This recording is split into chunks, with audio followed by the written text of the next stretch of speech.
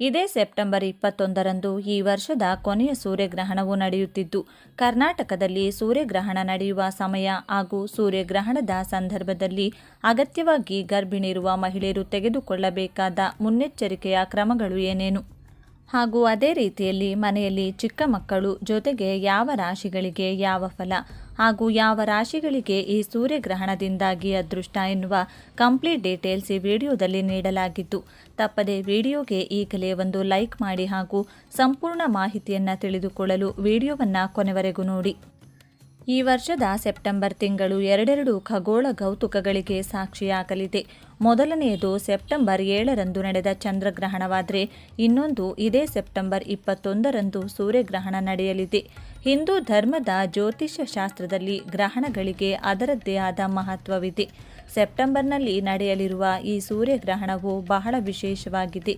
ಏಕೆಂದರೆ ಈ ವರ್ಷ ಸೂರ್ಯಗ್ರಹಣವು ಪಿತೃಪಕ್ಷದ ಅಮಾವಾಸ್ಯೆಯ ದಿನ ಜರುಗಲಿದೆ.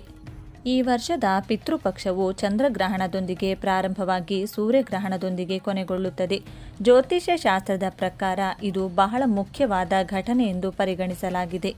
ಸೂರ್ಯಗ್ರಹಣ ಎಲ್ಲೆಲ್ಲಿ ಗೋಚರಿಸುತ್ತದೆ? ಆಕಾಶದಲ್ಲಿ ನಡೆಯುವ ಈ ವಿದ್ಯಮಾನ ದಕ್ಷಿಣ ಗೋಳಾರ್ಧದ ಜನರು ಕಣ್ತುಂಬಿಕೊಳ್ಳಬಹುದು. ನ್ಯೂಜಿಲೆಂಡ್, ಪೂರ್ವ ಆಸ್ಟ್ರೇಲಿಯಾ ಮತ್ತು ದಕ್ಷಿಣ ಪೆಸಿಫಿಕ್ನ ಕೆಲವು ಭಾಗಗಳಲ್ಲಿ ಸೂರ್ಯೋದಯದ ಸಮಯದಲ್ಲಿ ಗ್ರಹಣ ಗೋಚರಿಸುತ್ತದೆ. ಡ್ಯೂನೆಡಿನ್ನಂತಹ ಸ್ಥಳಗಳು ಸುಮಾರು 72% ಸೂರ್ಯಗ್ರಹಣವನ್ನು ನೋಡಬಹುದಾಗಿದೆ. ಅಂಟಾರ್ಟಿಕಾದಲ್ಲಿ ವೀಕ್ಷಕರು ಇನ್ನೂ ಹೆಚ್ಚಿನ ಗ್ರಹಣ ಗೋಚರವನ್ನು ನೋಡಬಹುದು. ಭಾರತದಲ್ಲಿ ಸೂರ್ಯಗ್ರಹಣ ಗೋಚರಿಸುತ್ತದೆಯೇ? ಉತ್ತರ ಗೋಳಾರ್ಧದಲ್ಲಿ ಸೂರ್ಯಗ್ರಹಣವು ಸಂಪೂರ್ಣವಾಗಿ ಅಗೋಚರವಾಗಿರುತ್ತದೆ. ಭಾರತ, ಪಾಕಿಸ್ತಾನ, ಶ್ರೀಲಂಕಾ, ನೇಪಾಳ, ಅಫ್ಘಾನಿಸ್ತಾನ, ದಕ್ಷಿಣ ಅಮೆರಿಕ ಮತ್ತು ಉತ್ತರ ಅಮೆರಿಕಾದಂಥ ದೇಶಗಳಲ್ಲಿನ ಜನರು ಗ್ರಹಣದ ಯಾವುದೇ ಹಂತವನ್ನು ನೋಡಲು ಸಾಧ್ಯವಾಗುವುದಿಲ್ಲ. ಸೂರ್ಯಗ್ರಹಣ ಯಾವ ಸಮಯದಲ್ಲಿ ಪ್ರಾರಂಭವಾಗುತ್ತದೆ? ಸೂರ್ಯಗ್ರಹಣವು ಭಾರತೀಯ ಕಾಲಮಾನದ ಪ್ರಕಾರ ರಾತ್ರಿ 10:59ಕ್ಕೆ ಪ್ರಾರಂಭವಾಗಿ ಬೆಳಿಗ್ಗೆ 3:23ಕ್ಕೆ ಕೊನೆಗೊಳ್ಳುತ್ತದೆ. ಸೂರ್ಯಗ್ರಹಣದ ಪರಿಣಾಮ. ಜ್ಯೋತಿಷ್ಯ ಶಾಸ್ತ್ರದ ಪ್ರಕಾರ ಈ ಸಮಯದಲ್ಲಿ ಶನಿಯ ಸಾಡೇಸಾತಿ ಮೇಷ, ಕುಂಭ ಮತ್ತು ಮೀನರಾಶಿಯ ಮೇಲೆ ನಡೆಯುತ್ತಿರುತ್ತದೆ. ಶನಿಯ ಸಾಡೇಸಾತಿಯ ಮೊದಲ ಹಂತ ಮೇಷರಾಶಿಯ ಮೇಲೆ, ಎರಡನೇ ಹಂತ ಮೀನರಾಶಿಯ ಮೇಲೆ ಮತ್ತು ಶನಿಯ ಸಾಡೇಸಾತಿಯ ಮೂರನೇ ಮತ್ತು ಕೊನೆಯ ಹಂತ ಕುಂಭರಾಶಿಯ ಮೇಲೆ ನಡೆಯುತ್ತಿದೆ. ಶನಿಯ ಸಾಡೇಸಾತಿ ಸಿಂಹ ಮತ್ತು ಧನು ರಾಶಿಯ ಮೇಲೆ ನಡೆಯುತ್ತಿದೆ. ಸರ್ವ ಪಿತೃ ಅಮಾವಾಸ್ಯೆ ಎಂದು ಸಂಭವಿಸುವ ಸೂರ್ಯಗ್ರಹಣವು ಶನಿಯ ಸಾಡೇಸಾತಿಯಿಂದ ಬಳಲುತ್ತಿರುವ ರಾಶಿಯವರಿಗೆ ಒಳ್ಳೆಯದಲ್ಲ ಎಂದು ಪರಿಗಣಿಸಲಾಗಿದೆ. ಈ ಅವಧಿಯಲ್ಲಿ ಈ ರಾಶಿಯವರು ಸರ್ಕಾರಿ ವ್ಯವಸ್ಥೆಯಿಂದ ಸಮಸ್ಯೆಗಳನ್ನು ಎದುರಿಸಬೇಕಾಗಬಹುದು. ಪೂರ್ವಜರ ಆಸ್ತಿಯಲ್ಲಿ ವಿವಾದಗಳು ಉಂಟಾಗಬಹುದು. ಮಕ್ಕಳ ಸ್ಥಿತಿ ಹದಗೆಡಬಹುದು. ನೀವು ಆತ್ಮವಿಶ್ವಾಸದ ಕೊರತೆಯನ್ನು ಅನುಭವಿಸಬಹುದು. ರಾಜಕೀಯ ಪರಿಸ್ಥಿತಿ ಪ್ರಕ್ಷುಬ್ಧವಾಗಿರಬಹುದು.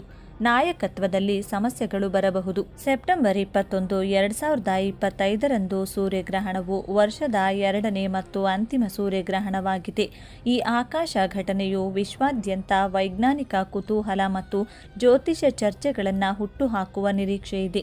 ಆದಾಗ್ಯೂ ಭಾರತವು ಈ ಸೂರ್ಯಗ್ರಹಣಕ್ಕೆ ಸಾಕ್ಷಿಯಾಗುವುದಿಲ್ಲ.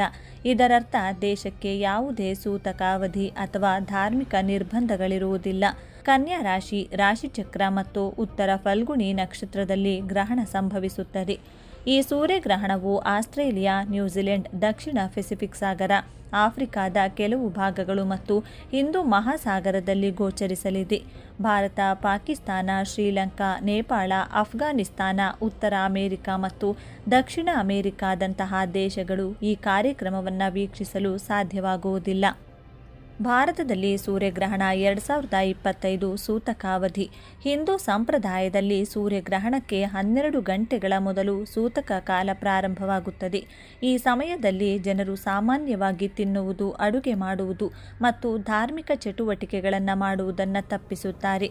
ಸೆಪ್ಟೆಂಬರ್ 21ರ ಗ್ರಹಣವು ಭಾರತದಲ್ಲಿ ಗೋಚರಿಸದ ಕಾರಣ ಯಾವುದೇ ಸೂತಕ ಅವಧಿ ಅಥವಾ ದೇಶದ ದೇವಾಲಯದ ಆಚರಣೆಗಳ ಮೇಲೆ ಪರಿಣಾಮ ಬೀರುವುದಿಲ್ಲ.